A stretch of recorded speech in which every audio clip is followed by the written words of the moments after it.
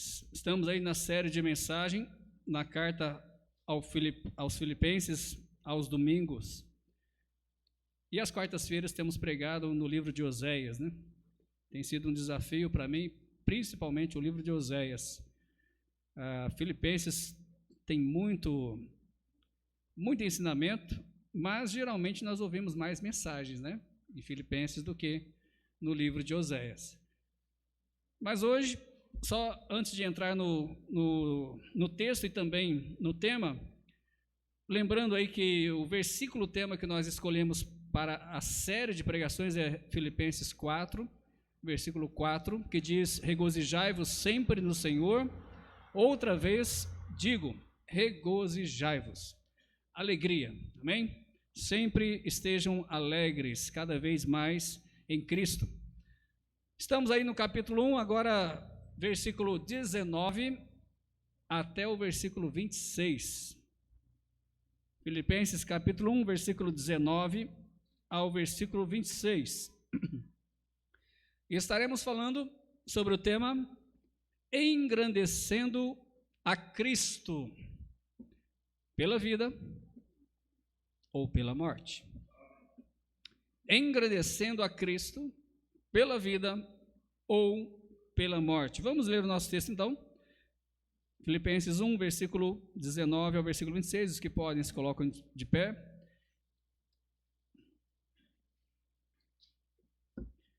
Diz o seguinte a palavra do Senhor: porque sei que disto me resultará salvação, pela vossa oração e pelo socorro do Espírito de Jesus Cristo, segundo a minha intensa expectação e esperança de que em nada serei confundido, antes com toda a confiança, Cristo será, tanto agora como sempre, engrandecido no meu corpo, seja pela vida, seja pela morte.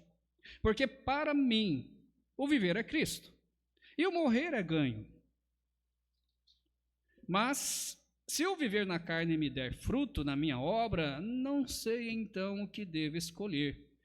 Mas de ambos os lados estou em aperto, tendo desejo de partir e estar com Cristo, porque isto é ainda muito melhor. Mas julgo mais necessário, por amor de vós, ficar na carne.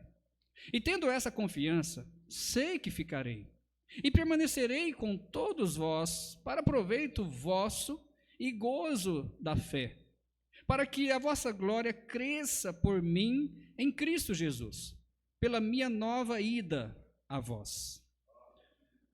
Oremos, Pai, mais uma vez pedimos a sua direção, o teu auxílio, o teu milagre, pois sabemos que a palavra do Senhor é um milagre, a pregação é um milagre, e o milagre é feito pelo Santo Espírito, que usa miseráveis pecadores como eu, e toca também em outros miseráveis pecadores, fazendo uma grande obra. Obrigado, Pai, quando eu tinha 11 anos, Pai, obrigado por essa palavra ter tocado no meu coração, o Senhor ter usado um servo do Senhor e ter pregado o Evangelho. E neste momento, Pai, que essa palavra continue fazendo grande efeito em nossas vidas, principalmente nas vidas dos irmãos aqui presentes e também daqueles que acompanham ou estarão acompanhando essa mensagem posteriormente na internet. Em nome de Cristo que oramos agradecidos. Amém. Os irmãos podem se assentar. Engrandecendo a Cristo pela vida ou pela morte. Na última mensagem, nós vimos os resultados de uma vida entregue a Deus. E terminamos o versículo 18 com as seguintes palavras: e me regozijarei ainda. E naquela mensagem eu disse que essas últimas palavras diziam mais a respeito dos próximos versículos do que o versículo em si, o versículo anterior. Então, por isso, nós estamos lembrando aí essas palavras, e me regozijarei ainda. Essas palavras dão uma introdução ao nosso texto, aos próximos versículos, aí, principalmente os próximos 2 versículos que estaremos vendo agora, e também todo o texto que nós estaremos vendo hoje. E é interessante que, apesar de Paulo estar preso, ele ainda estava alegre. Apesar de ele estar numa prisão, privado de liberdade, privado de sair, de fazer determinadas coisas, ele ainda estava alegre, porque olhava para frente. Então ele não via o seu atual momento, mas de certa forma eu acredito que Paulo sempre olhava para frente. Sempre. E é isso que o fazia ir para frente. É isso que o fazia realmente cada vez mais correr, né? Ele mesmo usa essas palavras, né? Como se estivesse num estádio correndo, né? Então ele sempre olhava para frente. Ele diz sobre o alvo que ele estava querendo alcançar. Então aqui em Filipenses também nós vemos a mesma coisa. A gente sabe que a palavra de Deus é inspirada pelo Espírito Santo. O autor é Deus. Mas Deus usa homens como nós, como o apóstolo Paulo. Homens que não são perfeitos e têm características também pessoais. Então aqui nós vemos uma característica pessoal e logicamente espiritual do apóstolo Paulo. Mesmo em situação difícil, mesmo numa situação que talvez nenhum de nós gostaria de estar, ele ainda está alegre. E quando Paulo olhava para frente, ele não tinha certeza do que aconteceria com ele. E ainda assim, estava alegre. Ele não tinha certeza do que aconteceria com ele, se seria solto, se seria morto pelos romanos, mas ainda assim estava alegre. E esta expectação do apóstolo Paulo não o desanima, pelo contrário, irmãos, o animava a continuar pregando a Cristo, tendo a certeza de, como nós pregamos na última mensagem, o evangelho seria beneficiado. Então, se o evangelho fosse beneficiado, como ele diz aí no nosso texto, se Cristo for engrandecido, mesmo que para isso ele tenha que padecer, o apóstolo Paulo tem que padecer, ele está alegre, porque Cristo vai ser engrandecido e o evangelho vai caminhar, vai prosseguir, vai chegar em novos lugares e almas vão ser salvas. Em primeiro lugar, nós vemos aí o desejo do apóstolo. O desejo do apóstolo, que é o versículo 19 e versículo 20, que diz o seguinte, lembrando o texto: porque sei que disto me resultará salvação, pela vossa oração e pelo socorro do Espírito de Jesus Cristo, segundo a minha intensa expectação e esperança de que em nada serei confundido. Antes, com toda confiança, Cristo será, tanto agora como sempre, engrandecido no meu corpo, seja pela vida, seja pela morte. Que palavras, irmãos! Que palavras do apóstolo Paulo, principalmente o final aqui do versículo 20. Mas no verso 19, Paulo estava aqui certo de que seria salvo, ou seja, liberto da prisão. Ele acreditava que de uma forma ou de outra estaria liberto, não só talvez da prisão, mas também, como ele mesmo cita aí várias vezes, liberto do corpo. Ou seja, né, a morte o libertaria também desse corpo. E ele acreditava nisso pelo fato de que os irmãos estavam orando por ele. Os filipenses estavam em constante oração por ele. Então ele acreditava que seria socorrido. Socorrido por quem? Pelo Espírito Santo.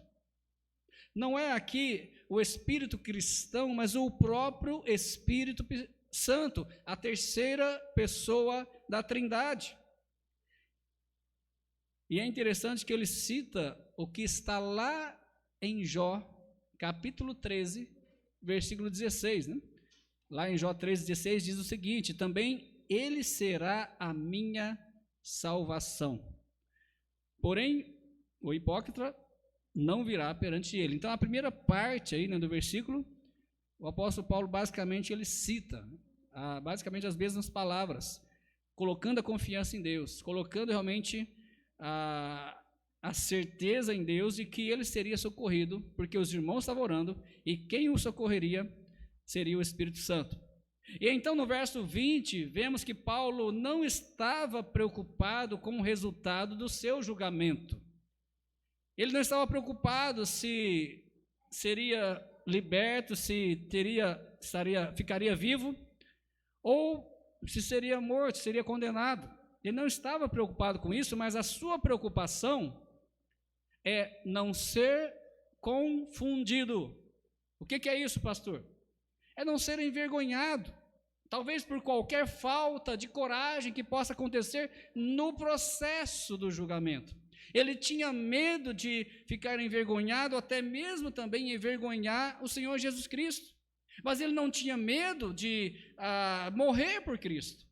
Ele só não queria causar vergonha.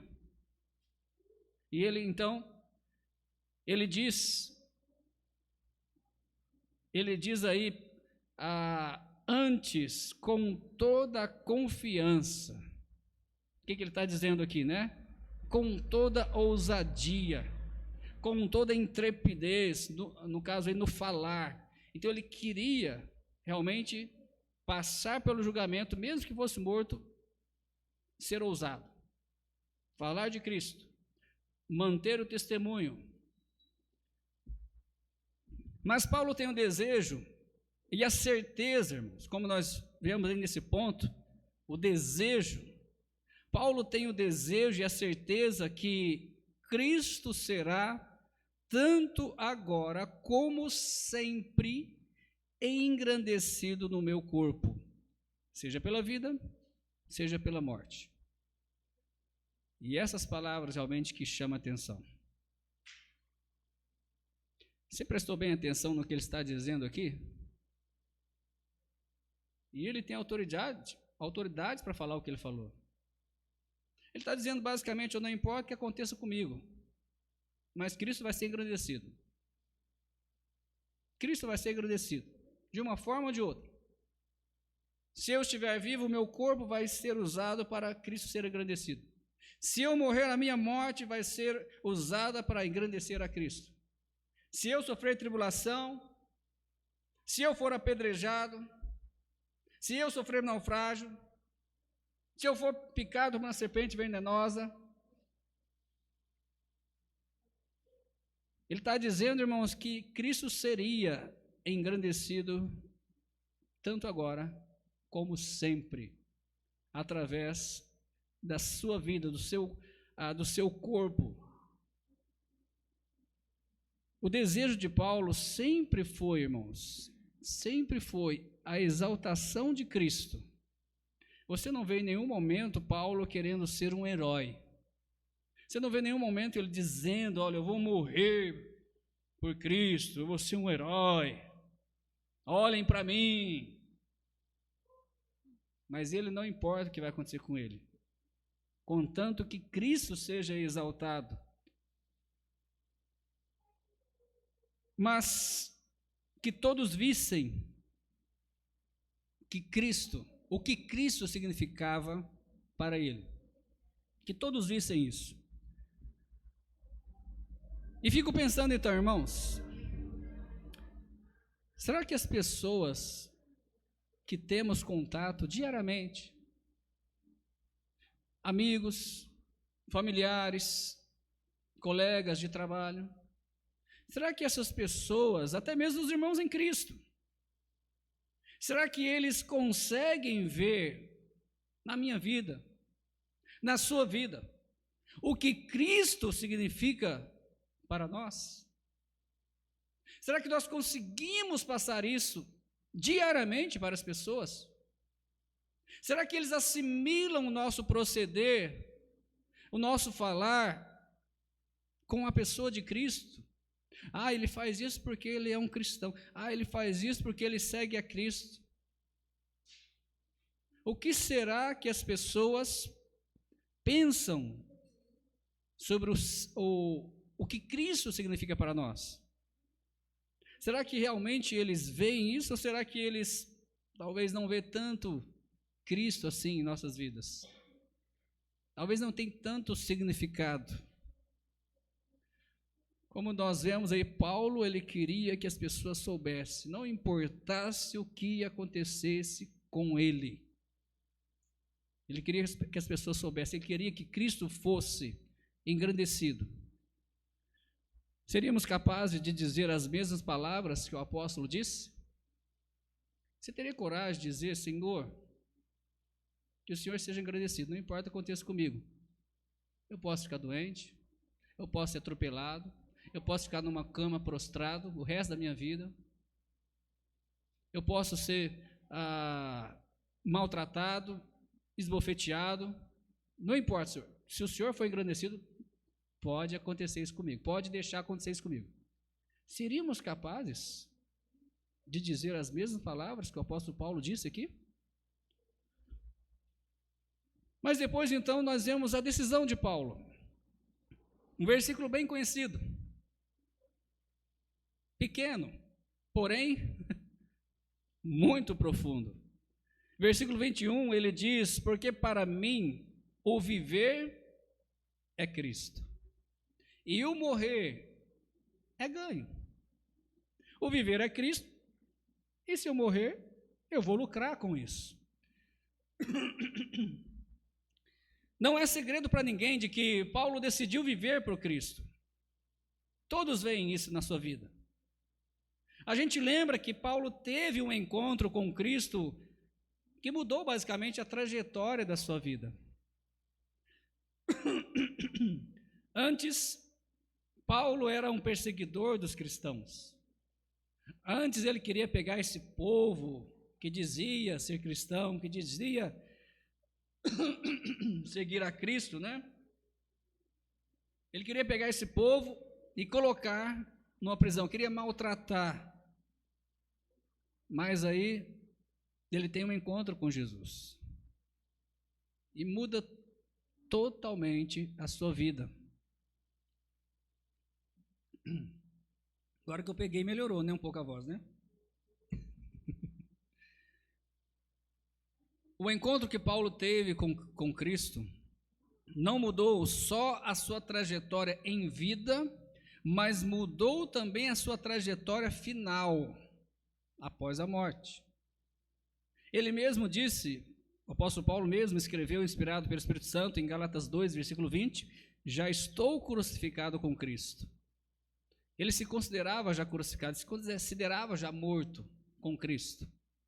E vivo não mais eu, mas Cristo vive em mim. E a vida que agora vivo na carne, vivo na fé do Filho de Deus, o qual me amou e se entregou a si mesmo por mim. Então, você percebe, não só nesses textos, esses dois textos, mas em outros textos, que Paulo realmente ele teve um encontro com Cristo e a trajetória dele mudou e ele fazia tudo o que fazia porque ele já se considerava morto. Ele já se considerava crucificado com Cristo, então a vida dele basicamente não valia nada. Ele mesmo diz que todo o conhecimento que ele tinha, a religião que ele tinha antes no judaísmo, ele se considerava como lixo, como escória, para ganhar a Cristo. Então, contanto que a vida dele fosse Cristo, estava tudo bem. Estava mil maravilhas para ele. E no verso 20 vemos Paulo se colocando diante da vida e da morte. Talvez a maioria de nós acharia a vida mais convidativa do que a morte, não é verdade? Não vou perguntar, mas se eu perguntar, você quer viver ou quer morrer? Logicamente, a vida é mais convidativa do que a morte. Mas para Paulo não. Pelo menos na atual situação dele, em que se encontra, as duas, tanto a vida quanto a morte, era convidativa. E Cristo, então, quando ele entrou na vida do apóstolo Paulo, ele trouxe significado à vida de Paulo. E se a vida de Paulo fosse sem Cristo, seria vazia. Seria vazia. Paulo dá realmente vários ele mostra várias qualidades de alguém que realmente teve um encontro pessoal com Cristo, de alguém que foi salvo, de alguém que entregou a sua vida a Cristo para viver a vida de Cristo. Mas a decisão de Paulo viver por Cristo não mudou apenas a trajetória de sua vida, como eu já disse, mas mudou também o seu destino após a morte, de forma que, para Paulo, se ele morresse, era ganho, era lucro. Sabe o que é lucro, né? O brasileiro, muitas vezes, se ele não ganha nada com alguma coisa, ele não interessa muito. Tem que sair ganhando alguma coisa. O que eu vou ganhar com isso? Paulo está dizendo que se ele morresse por Cristo, ele ganharia muito com isso. Era lucro. Pois a vida plena em Cristo continuaria, e ele diz aí no versículo 23, que seria muito melhor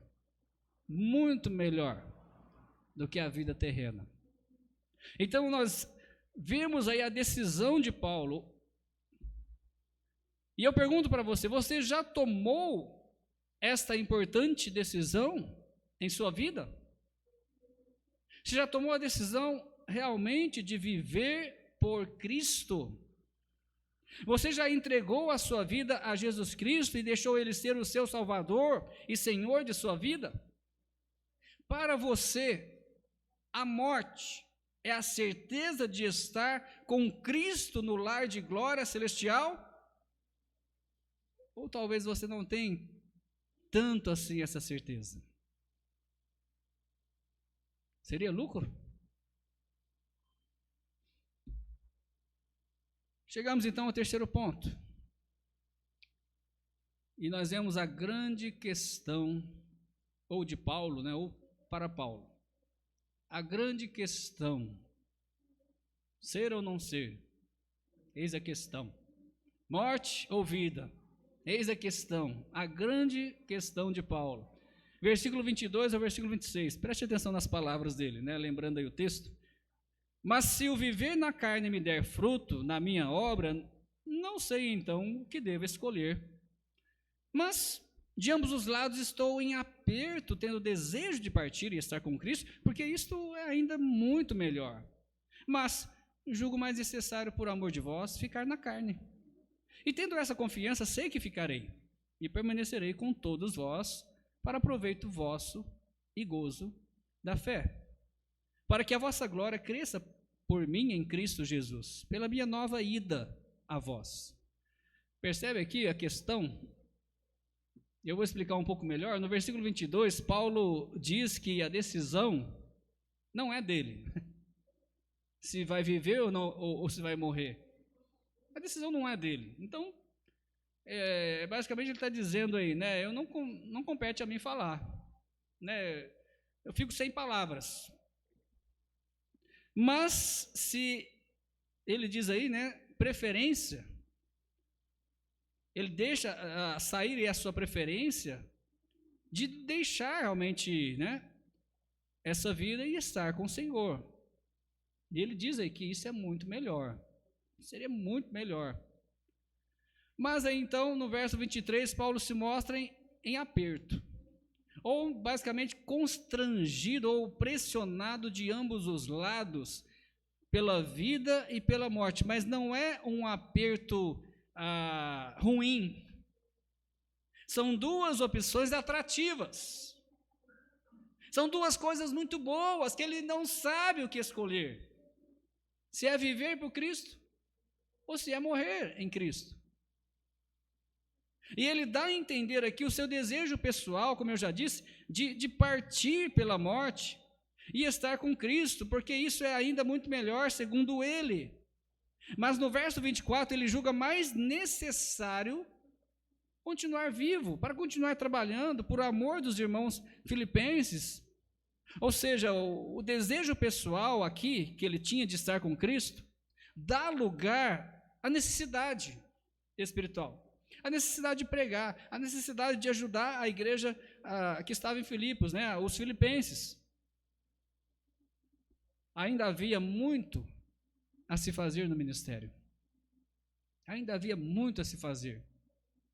Então, quando ele queria estar com Cristo, ele olhava, mas olha, mas ainda tem tanto para fazer, eu não sei o que escolher. São duas coisas muito atrativas para mim. Em especial, né, a igreja de Filipos, que ele tinha um grande amor, que nós já vimos aí, e aquela igreja tinha as suas necessidades. Era uma igreja muito boa, mas tinha as suas necessidades. Por fim, então, nos versos 25 e 26, Paulo mostra uma convicção pessoal. É uma convicção pessoal, irmãos. Não é uma convicção profética. Ele não está profetizando, mas é uma convicção pessoal de que ele ficaria vivo. Então, ele pensava, ele tinha convicção de que ele seria liberto para proveito e progresso do ministério lá na cidade de Filipos, né, com os filipenses.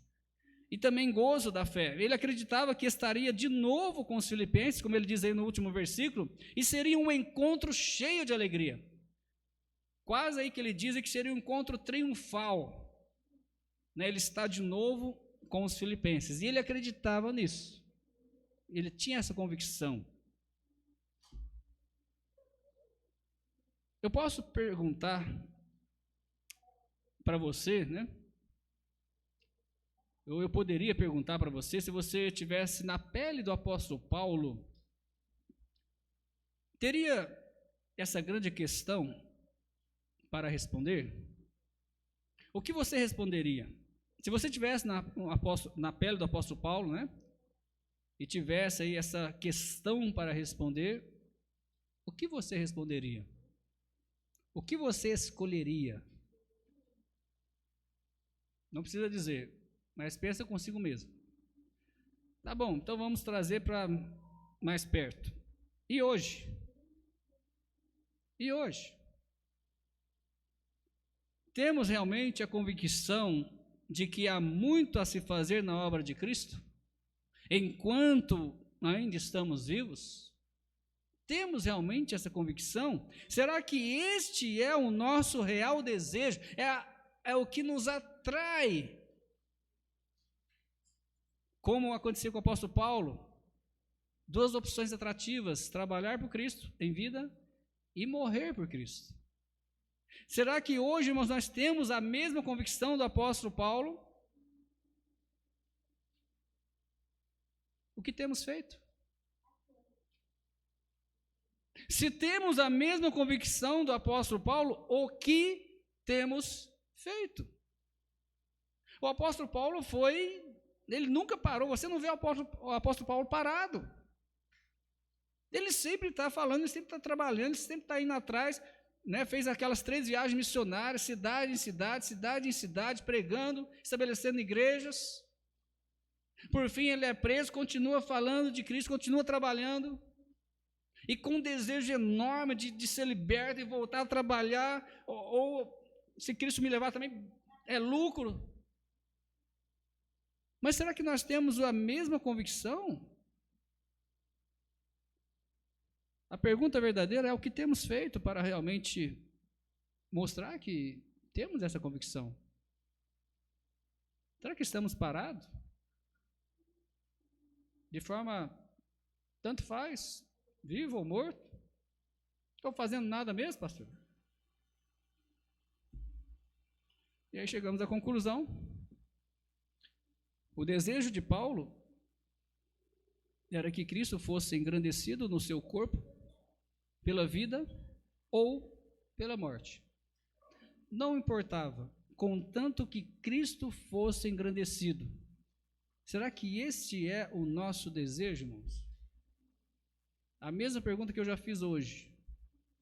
Será que realmente estamos dispostos a colocar o nosso corpo à prova? Tipo assim, pode deixar acontecer o que quiser, Senhor. Se o Senhor for engrandecido, pode deixar acontecer com o meu corpo o que quiser. É isso que o apóstolo Paulo está dizendo.